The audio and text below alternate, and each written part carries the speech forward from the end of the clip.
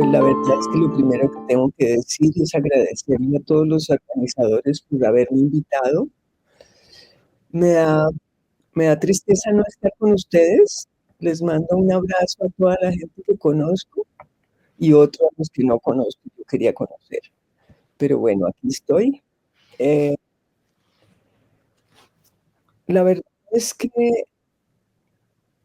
mm, ya, bueno, desde los 80, Lechman ya hablaba de la existencia en América de dos regiones distintas producedoras de metal, cada una con énfasis tecnológicos propios y posiblemente con orígenes o por lo menos experimentación independiente. La primera, que comprende como desde México, Centroamérica y el norte de Colombia, que sería la provincia metalúrgica del norte. Según ella, esta trataba a los metales como líquidos, y la segunda sería la provincia metalúrgica andina, que es la del sur, que y al sur de Colombia, el suroccidente llamamos, y pues va al sur del Perú, que tendría, pues, usaría los metales como sólidos. Esa es una diferencia súper importante que ella ya detectó desde el año 88 o algo así. Eh, es, Nosotros aquí con Ana María Falquetti, que trabajamos tanto tiempo sobre la metalurgia de Colombia, también detectamos la misma posición en la metalurgia colombiana.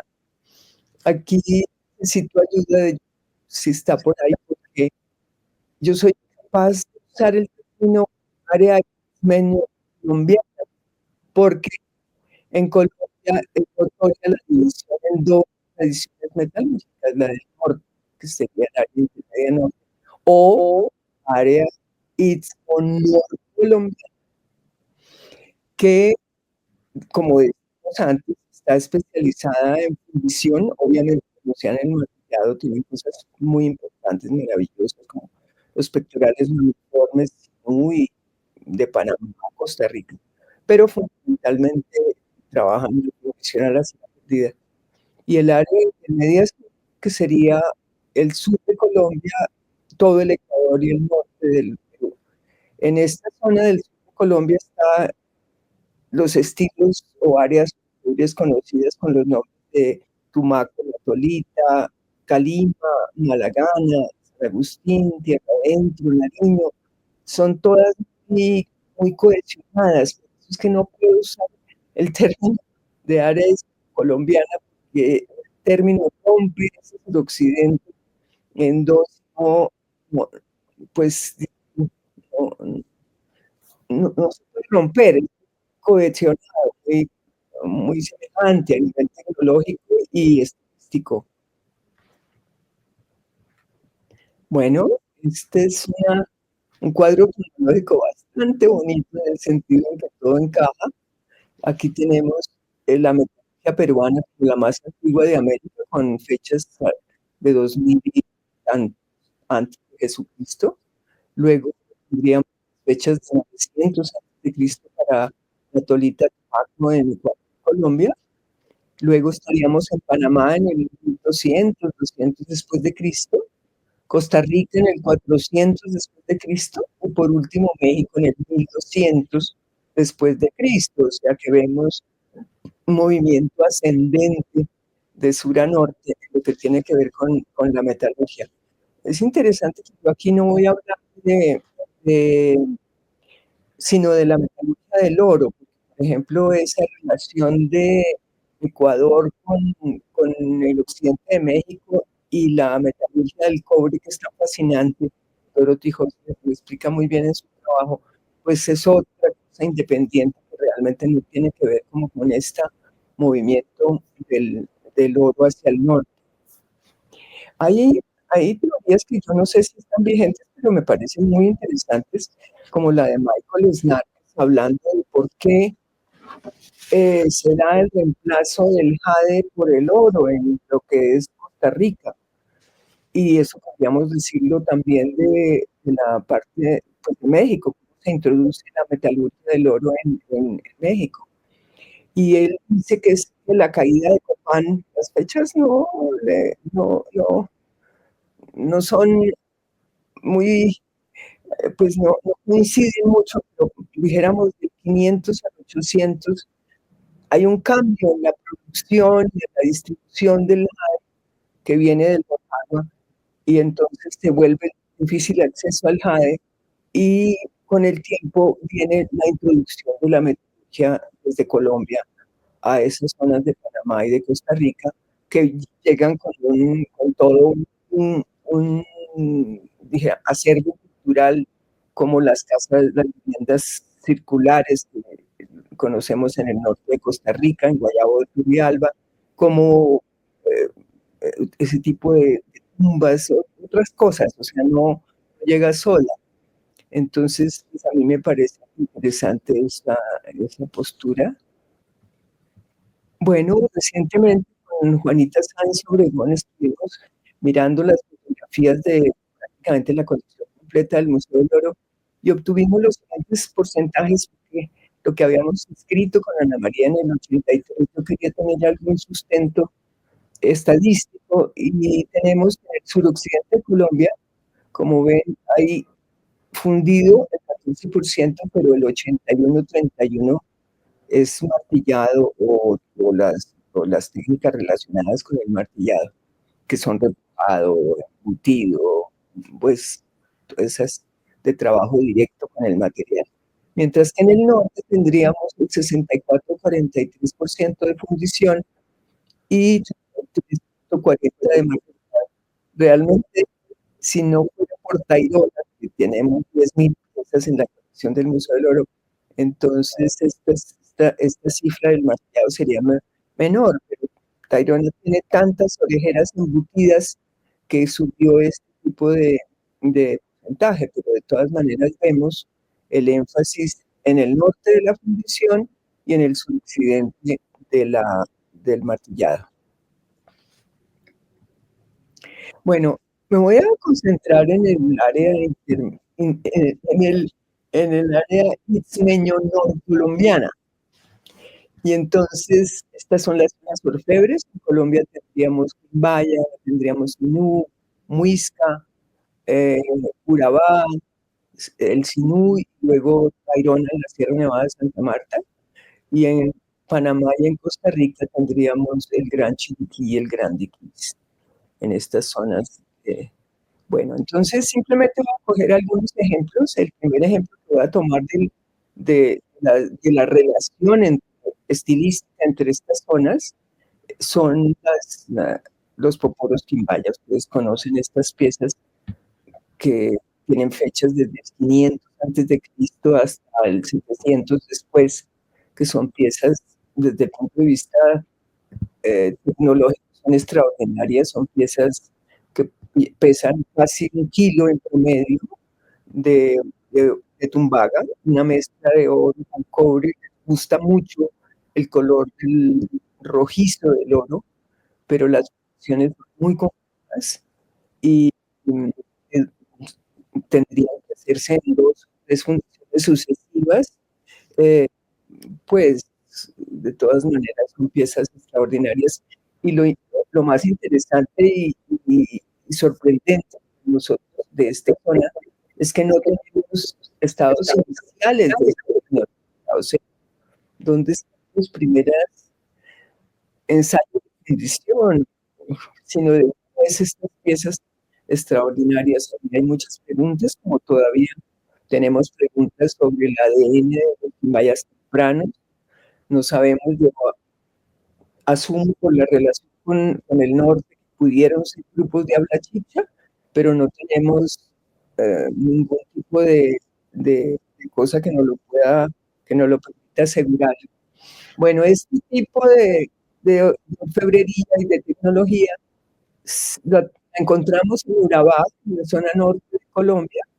Eh, Fíjense en la imagen, que es esta mujer femenina, lo mismo que la mayoría de los poporos timbaya, que son femeninos, que sostienen las manos poporos, esas orejeras de espirales dobles, lo mismo esa plumería y estallar puentes, simplemente, o sea, muy ecuador, la relación de la humana con los aves ya la vimos en esta pieza de Quimbaya de arriba, o sea, se mantienen eh, elementos muy quimbayas en la zona de Urabá. Parece casi que más que una relación, parece como un complemento, como una manera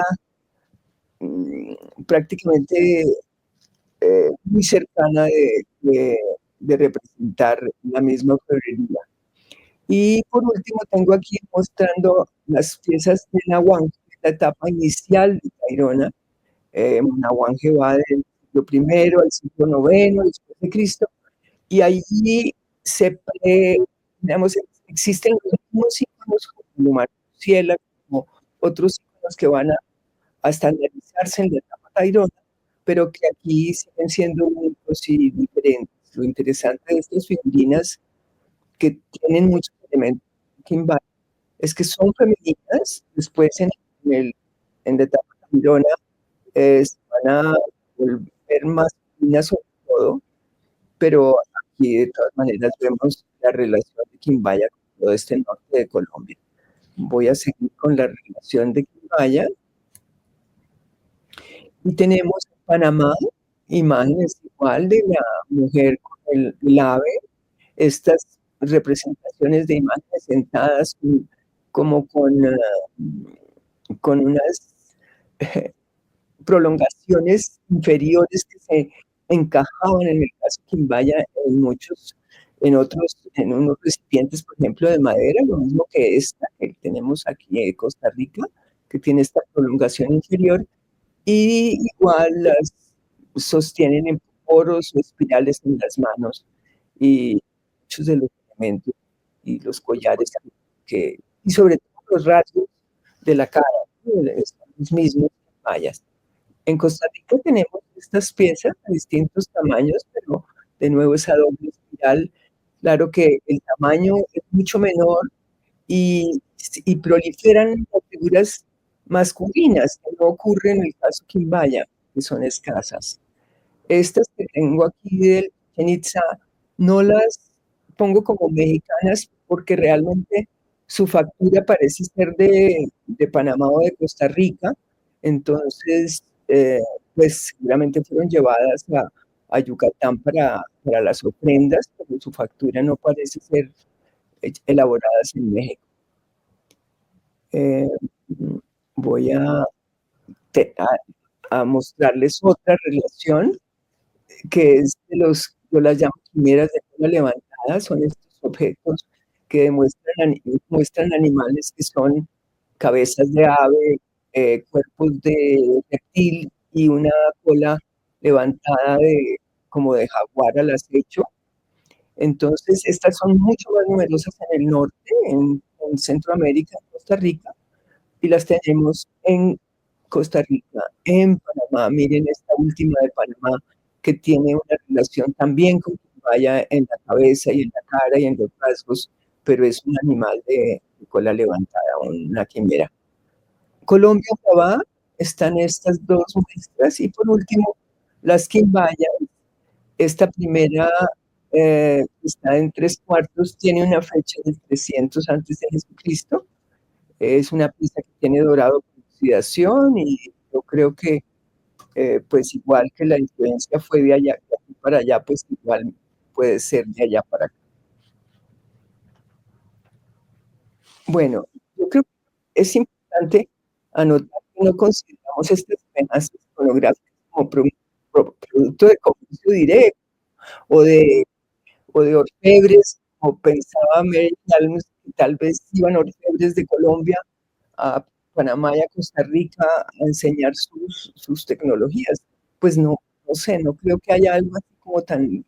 Yo pienso más bien que hay seguramente, existen en América símbolos arraigados desde tiempos muy antiguos, que en ciertos momentos de la historia y de acuerdo con necesidades locales surgidas por determinadas circunstancias del desarrollo social y político, se consolidan temas preexistentes y se trabajan en materiales y técnicas y estilos propios distintos.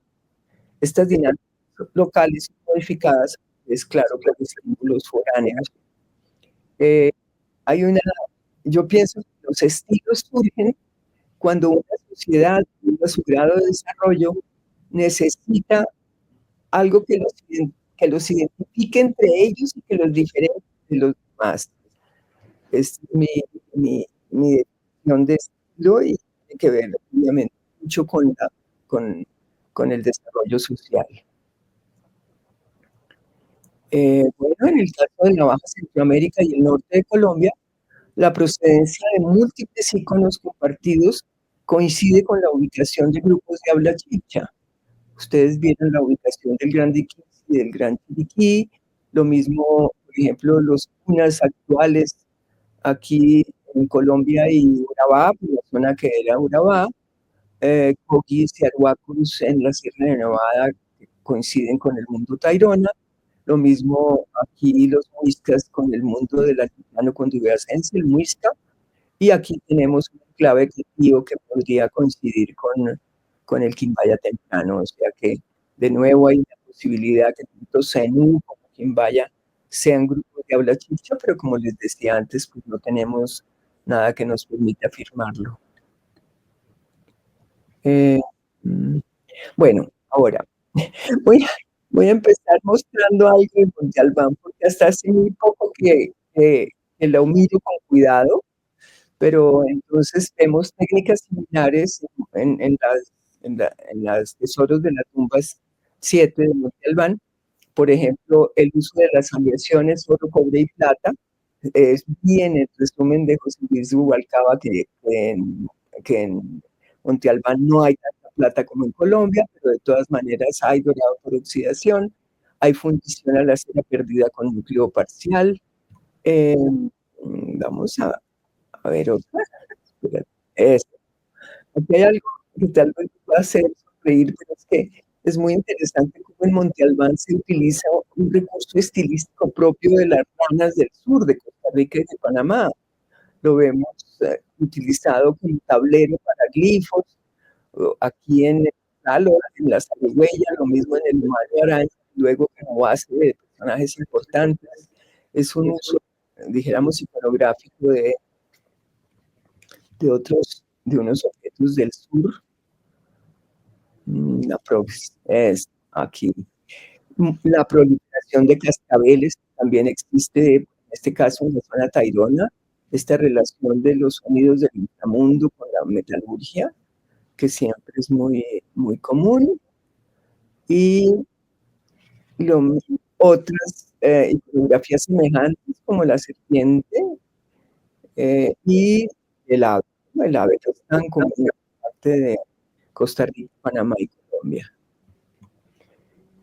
La transformación a través del isot, esto me encantó porque tenemos una transformación en ave rapaz o en serpiente, y aquí en la zona tairona tenemos esta mujer que primero se transforma en serpiente para luego convertirse en ave rapaz, todo a través de la trompeta, del besote que tiene debajo del labio, que aquí tenemos algunos ejemplos.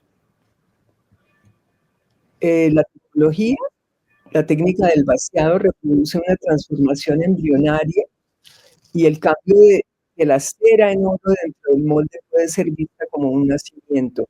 Este trabajo tan extenso y bueno de Ana María Falchetti del 2018 habla de cómo colores, olores, texturas, brillos y sonidos son propiedades visibles y perceptibles en los metales, son la expresión de energías cósmicas según los mitos de algunos grupos chipchas como uvas y tairones.